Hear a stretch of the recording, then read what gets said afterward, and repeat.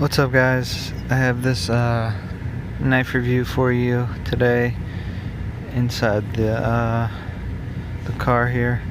It's of the Hogue Ritter Mini-RSK,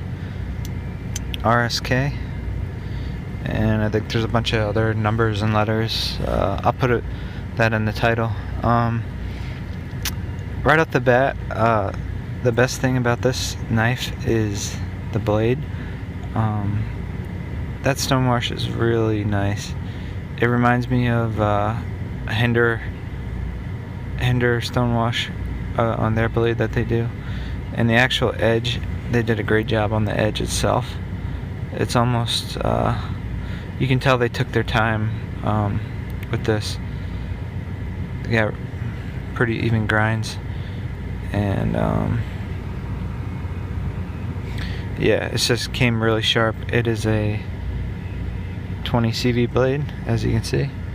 This is a Doug Ritter design. As you guys know, it's he used to make the same model with Benchmade, and then I guess their contract ran out, and Hogue picked them up. So this is a solid G10 handle. You can see there are some nested stainless liners in there.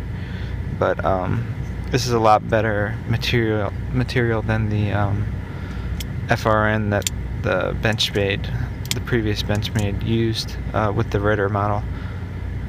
Comes with this deep carry pocket clip, which I like.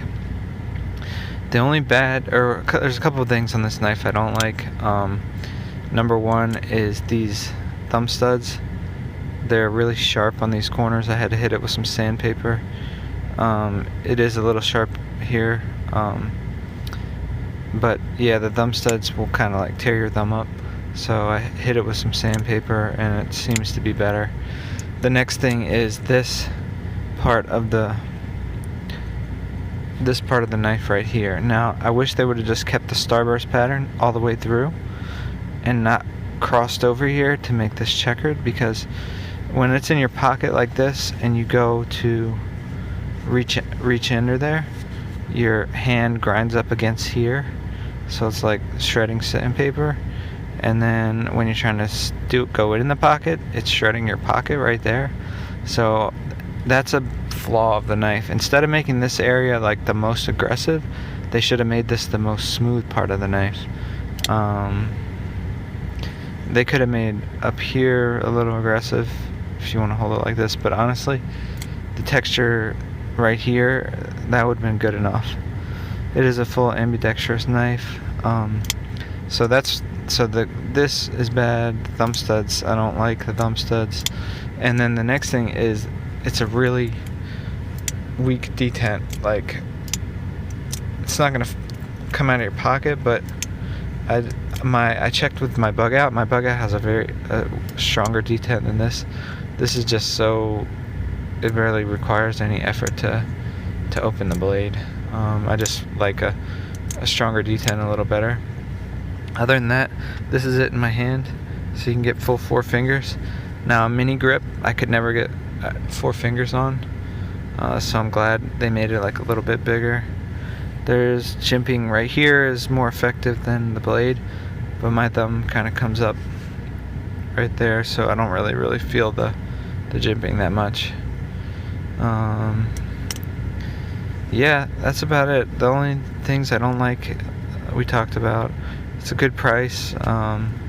It's supporting a maker who does knife rights, so hopefully, if this goes to supporting him, so he can continue on doing knife rights. So I thought that's a good consideration when buying. It's made in the USA. Yeah, so if you're looking for something that's bigger than a mini grip, has great steel, and good quality knife, this is it. So let me go ahead and put up the stats of it, all the weight and the size, so you'll know. And I'll yeah, that's about it. So quick review. Still think it's a good knife, even though it has a couple of things that I wish were different. But you can always sand this this G10 down, make it smoother, which is what I'll probably do. And I got orange because I might dye these handles. Orange does better. They come in black too. So that's all I got. See you guys on the next one.